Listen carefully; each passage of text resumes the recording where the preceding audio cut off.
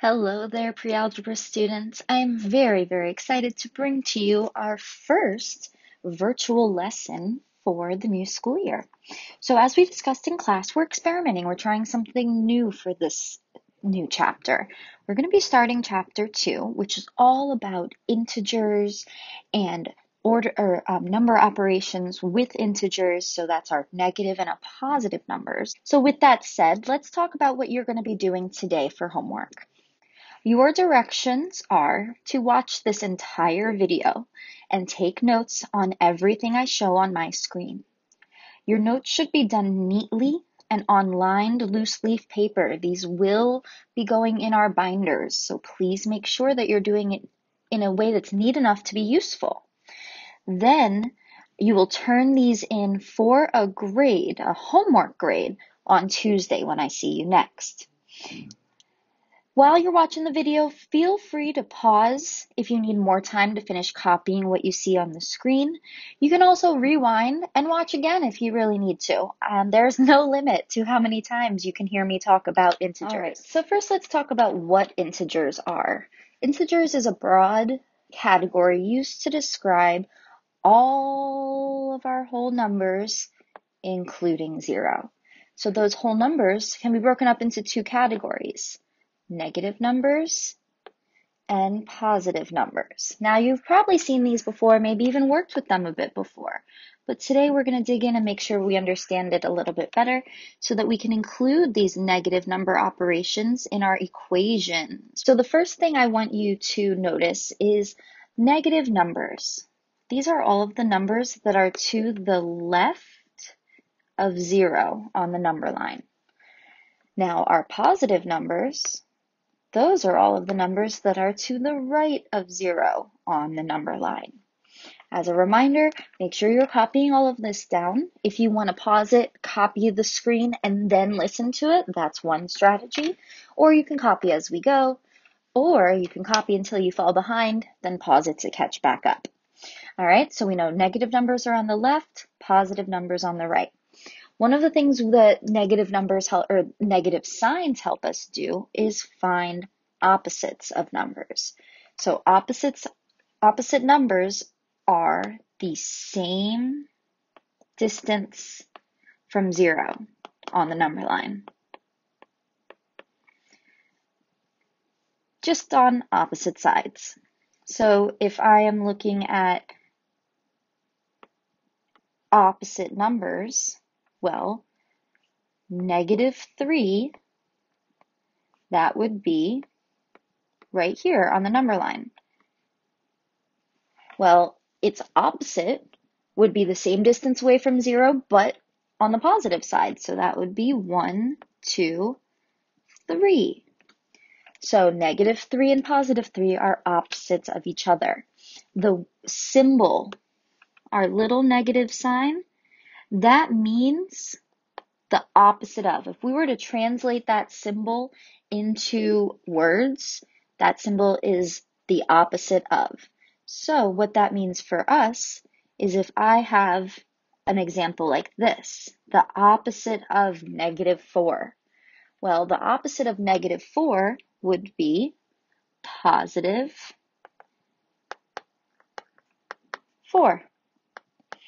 Because it's already negative, and then we take the opposite of that, which makes it positive. Now, along the same lines, absolute value is another phrase that we're going to be using with our integers. Absolute value is similar to finding opposites, but it is always that number's distance from 0 on the number line. And we use these symbols to designate that we want the absolute value of a number. When you see those lines, that means we are going to take whatever digit is inside the parentheses and make it positive. Because the distance, in terms of distance from 0, that's always a positive measurement. If you figure out how to walk -10 places, and no, it's not walking backwards, but -10 steps Please let me know what that is, because at this point, it's impossible. So whenever we're talking about the distance from 0 for absolute value, that's always going to be a positive number. Now, let's look at this example right here. If we have negative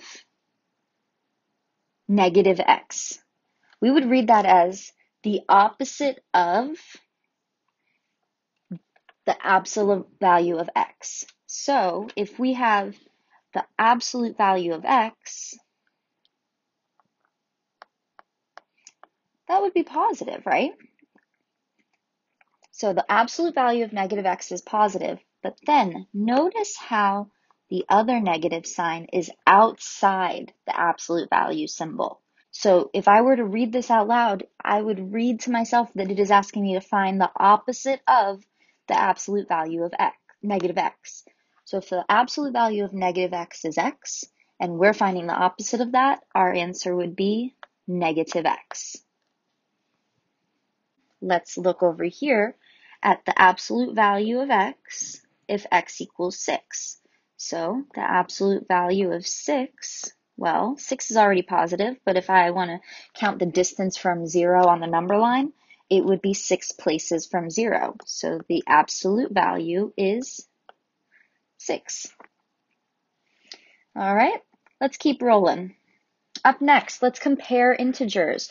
It's important to know if I want to compare amounts or values, integers with a negative sign included in them have a totally different value than the same number but with no sign or with a positive sign. So an example of that would be the numbers on the screen. When we are comparing two values on a number line, the trick is the number to the right will be the greater number. Because remember, on a number line, our numbers are getting bigger as we move to the right. So all of the larger numbers will be to the right. As we get smaller, we're going to the left. So if I'm comparing -7 and -5, as you can see here on the screen, to figure out which one is greater, I'm going to look at which one is further to the right. And that, in this case, that is -5. So even though you might be thinking, oh boy, 7 is bigger than 5. I've known that since kindergarten.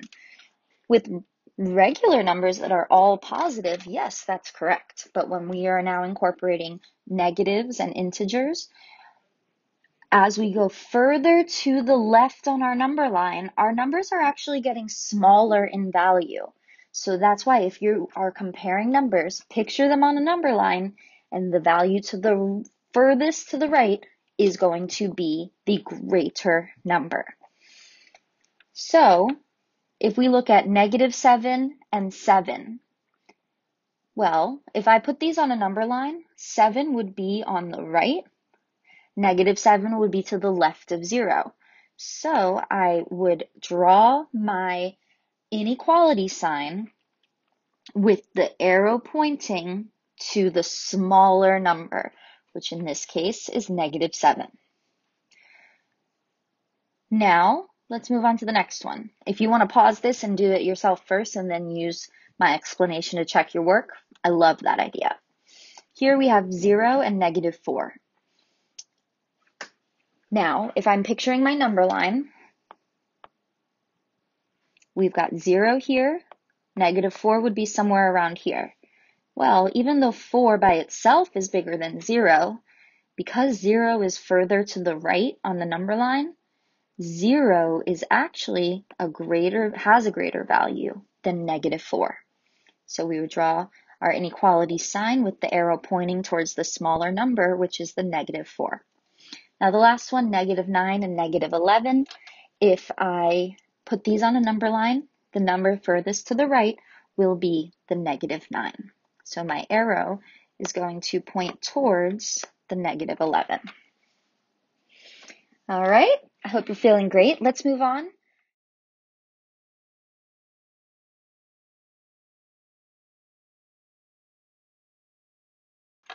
All right, so the next thing we're going to move on to is adding integers. So when we're adding integers, it's going to be a little bit different because some might be positive, some might be negative. So let's look at some examples. And to start with, we're going to use a number line to help us visualize our addition with negative numbers. But as we get more comfortable and if we start seeing that we're getting every single question right, we can move away from using those number lines to help us. Now, if we're adding integers, if we're adding a positive integer to another number, that means we are moving to the right on the number line.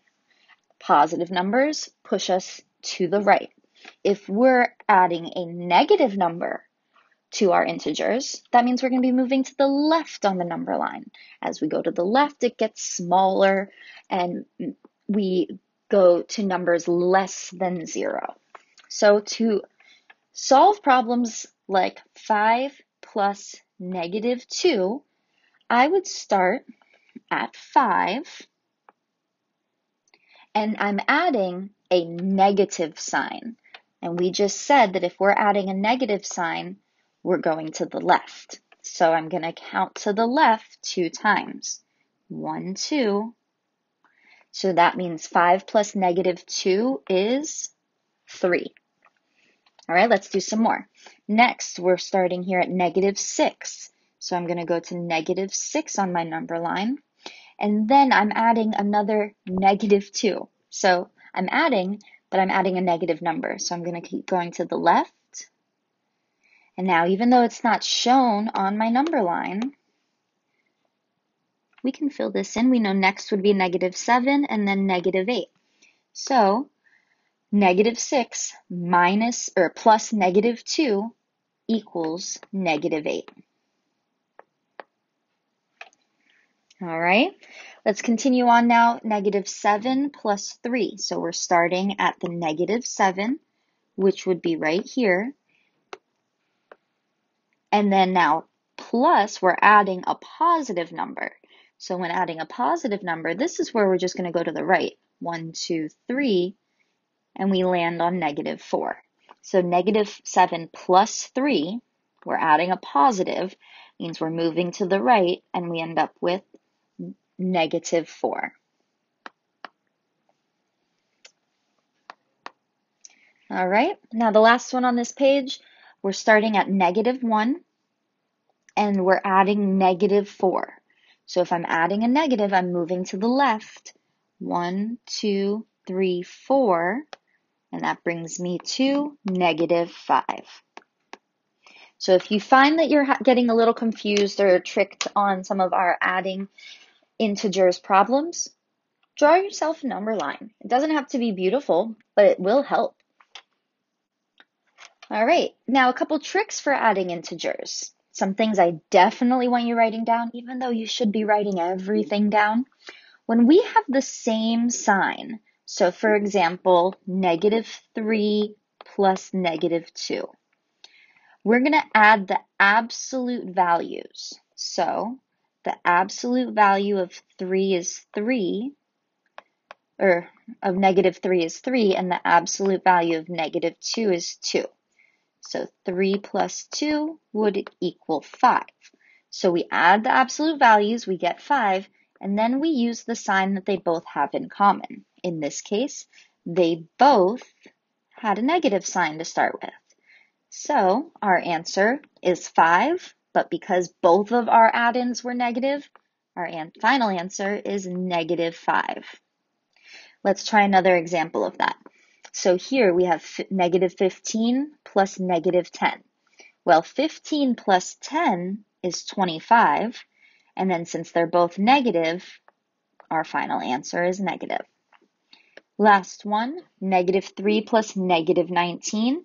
So again, they're the same sign, so I'm going to add the absolute value, and that gives me 22, but they're both negative, so I'm going to keep that negative sign. So we get negative 22. If we have different signs, we're going to find the larger absolute value and then subtract the smaller absolute value from it. So let's say we have 7 plus negative 3. Well, we're going to take the larger absolute value, which is 7, and then we're going to subtract the smaller absolute value, which is 3. 7 minus 3 is 4, and then we're going to use the sign of the larger absolute value. In this case, our larger absolute value is 7, and it was positive. So our final answer would be positive 4. If you need to watch that one more time, you can rewind and watch it again, or you can move on and do these examples with me. Here we have negative 18 plus 10. So we're going to take the larger absolute value, so that's 18, and we're going to subtract the smaller value, which is 10. That gives us 8, and then we're going to use the sign of the larger absolute value, which in this case is negative. So our answer is negative 8. Last one of these examples, we have 3 plus negative 17. Now in this case, 17 is the larger absolute value, so we will subtract. Our answer is negative 8. Last one of these examples, we have 3 plus negative 17. Now in this case, 17 is the larger absolute value, so we will subtract those. 17 minus 3 is 14. And because the larger absolute value is from the negative number, we're going to keep the negative sign, and it'll be negative 14. All right, so let's do one last thing on this page. We're going to now incorporate what we are doing with our negatives into what we've been doing with our expressions. So here they're giving us x equals 3 and y equals negative 5. We're going to plug that into the expression they've asked us to evaluate. So I'm going to rewrite this as 2 times 3 plus negative 5. So that becomes 6 plus negative 5. And now it's asking me to add integers that have different signs. So I'm going to use these tricks right here. And that means I'm going to do 6 minus 5, that's 1. And then we keep the sign of the bigger value, which is positive. So our answer would be positive. Negative 4 minus 10. I'm going to just write my equal sign, and then I'm going to follow our new little trick. I'm going to keep the first number, change the sign, or change the operation, I should say. So instead of subtracting, I'm just going to look at this as addition. That's going to just keep it a little simpler in my head. And then I'm going to change the sign of the second number. So the second number is 10, so I'm going to turn that into a negative 10. Now, if I add these on my number line, I'm going to start at negative 4, and then because I'm adding a negative, I'm going to move to the left negative or 10 spaces. So that will be my negative 10.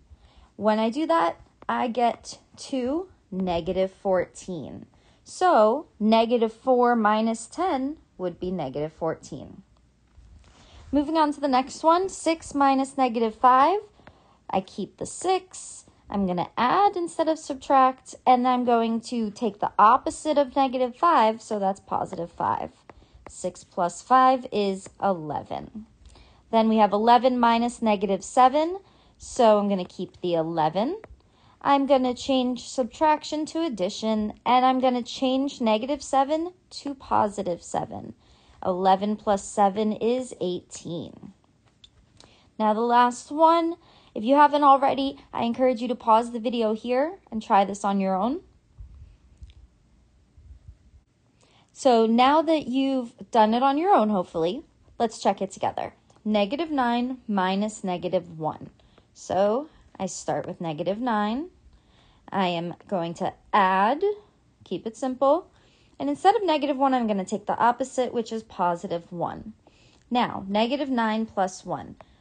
I might be feeling a little nervous, and maybe I forgot how to add a positive to a negative. So I'm going to draw my number line, and I'm going to use an abbreviated version because I'm just trying to jot this down. I'm not getting graded on my number line. I'm just trying to visualize my negatives and positives. So I'm going to start at negative 9.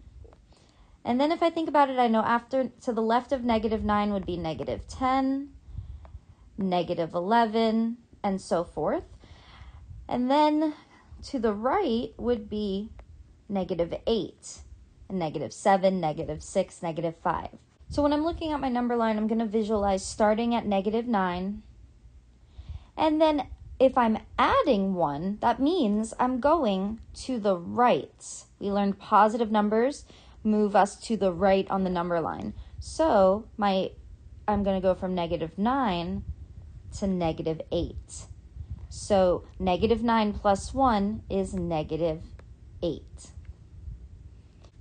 All right, we've made it to the end of our lesson on adding and subtracting integers. Now it's your turn. On your notes, somewhere at the bottom, on the back, a separate page, I want you to answer these 3 questions using a number line to check your work. Remember, your number line doesn't have to be beautiful, but it should be evenly spaced out and include the numbers needed to get to the correct answer. We'll be going over this on Tuesday, and if we all come prepared, then we're going to do some really cool activities to help practice these negative number skills. So I can't wait to see your gorgeous notes and your creativity if you'd like to include it. But more importantly, I can't wait to see you next week when we practice this together. Have a great weekend. I'll see you later.